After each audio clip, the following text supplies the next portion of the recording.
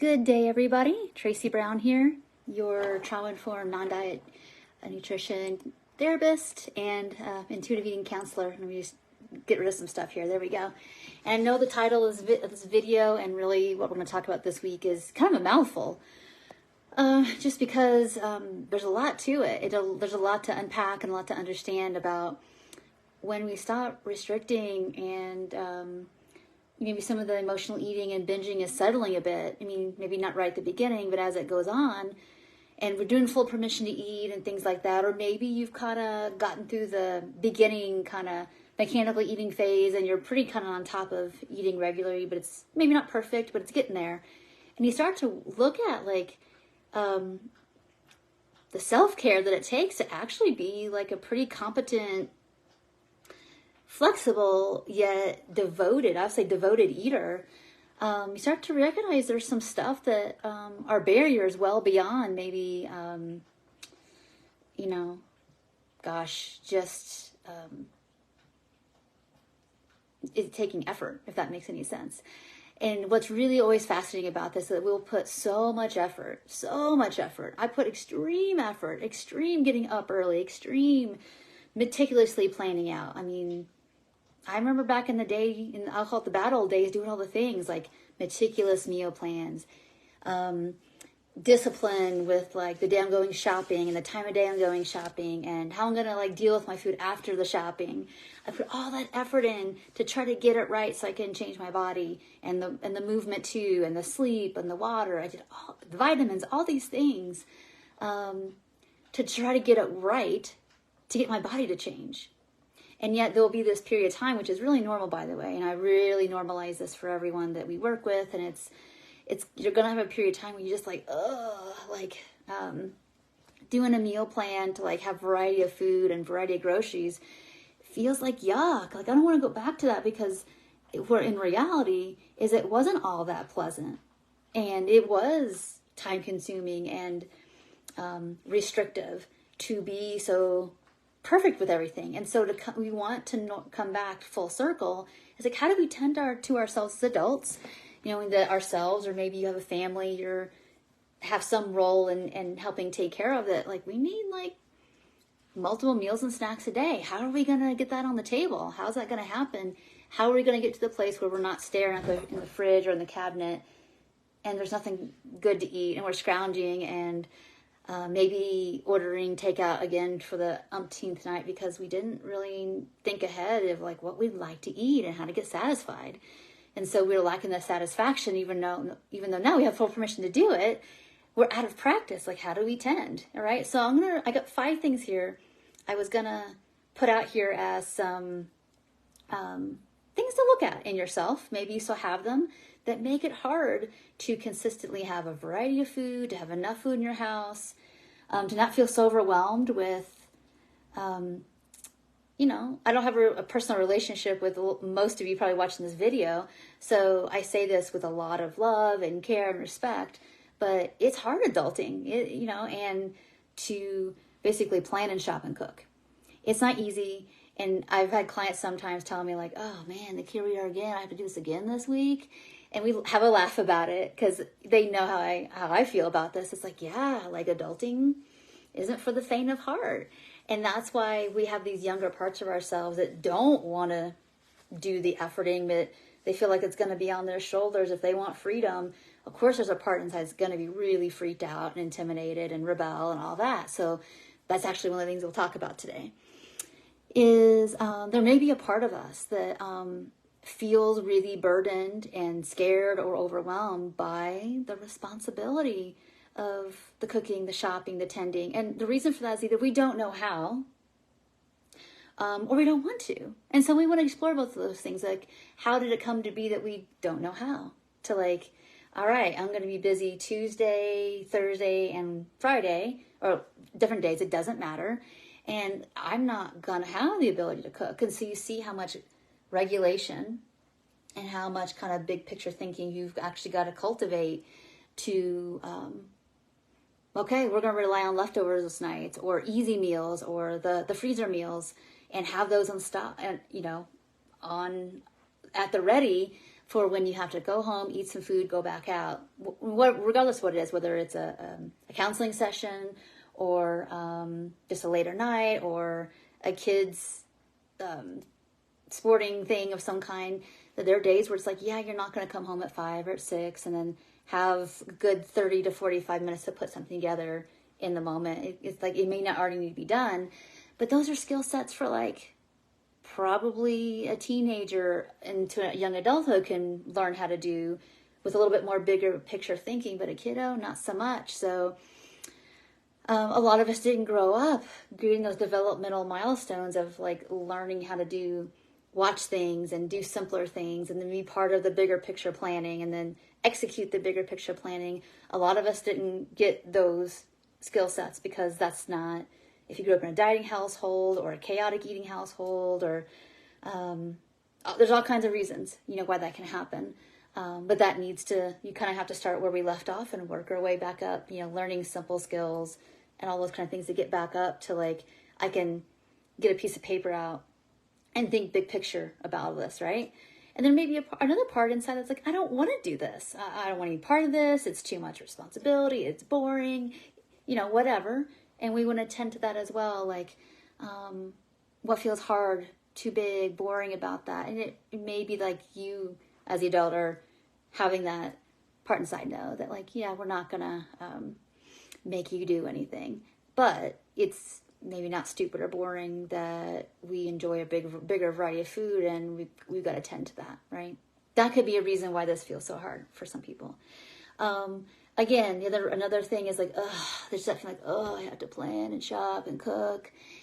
And it could be that you're in a season in your life where the way maybe there's an idealized version of what that's supposed to look like, and we need to unpack that. Like, well, who says that's the only way to get the job done, right? You might need to start with a way simpler, faster, easier way, and that could be, meal kit programs. It could be meal sharing with like friends neighbors you live close to.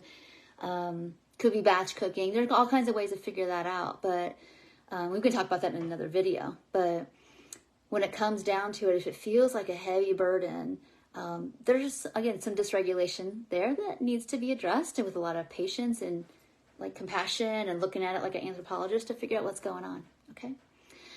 Sometimes people get pretty like, if I'm going to put all this effort in to like tending, like, I better get results.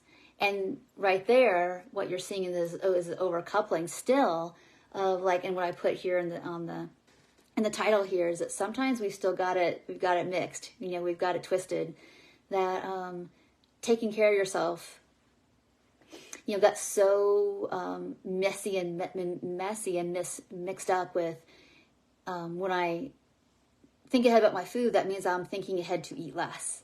And that feels like somewhere I don't even want to touch anymore because I got this part of me. It's like, I'm never starving again, not doing it or missing those food groups. So, we don't want to touch it, right? Another part of us can be like, oh yeah, part of me still thinks I'm going to diet. I haven't quite communicated fully with myself. This is the journey I'm on. I'm not dieting again. We're done. But every time I go near like taking a walk or thinking about using my crock pot this morning, it feels like the old days when I did all this to lose weight. And we've got to unblend that as well.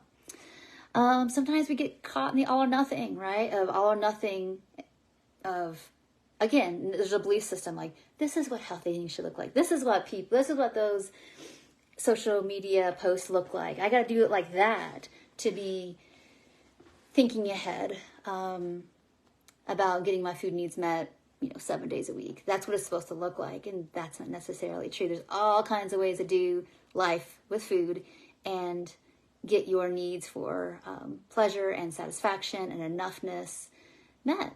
But we tend to do the all or nothing sometimes when we come out of diet culture, right? It's like I'm either doing it all right all the time, or I don't care. It's just I've let it go. Like I'm just gonna like kind of wing it, hope for the best that like there's food available when I'm hungry later, kind of stuff. And yeah, again, it's kind of a diet culture mentality as well. All right.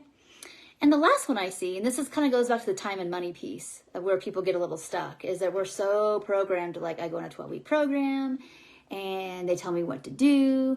and it's going to have this result. And we can even fall prey to that even in the non-diet program, things and stuff like that, where the emphasis is so much on like didactic, and there's not a lot of emphasis on the relational piece of getting your needs met, of the people component of like sharing ideas. Like it wasn't maybe not. I'm not saying that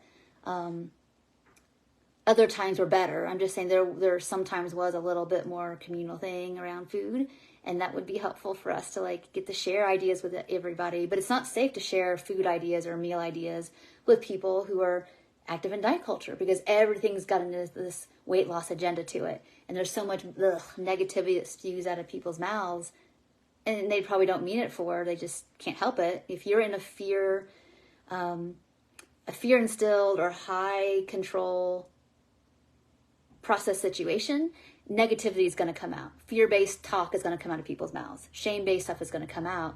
And so there needs to be more emphasis on the relational piece around eating, as well as the regulation and the co-regulation around how do we set up this meal planning, how do we set up this getting the groceries, how do we set up the cooking and the eating in a way that feels relatively safe.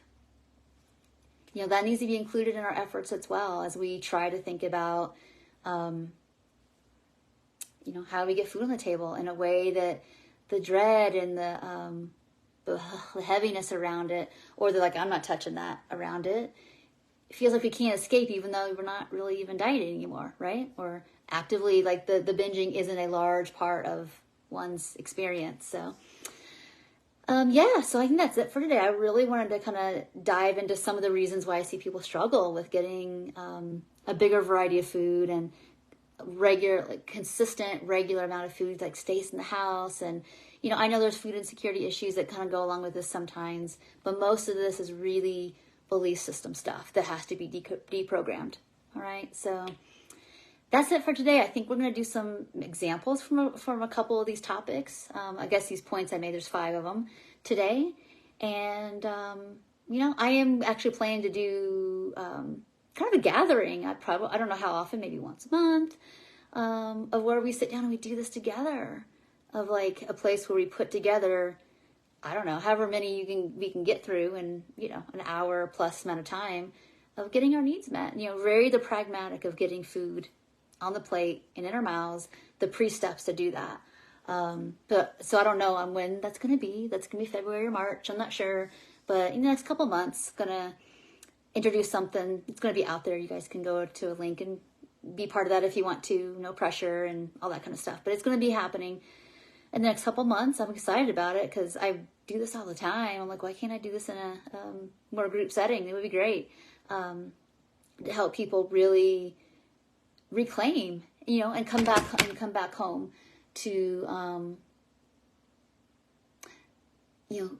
getting food on the table doesn't have to be a scary thing. It doesn't have to be an all or nothing thing. Doesn't have to be, doesn't mean it's not effort, and doesn't mean you always have this exact amount of enthusiasm for it, but it could be seen more as,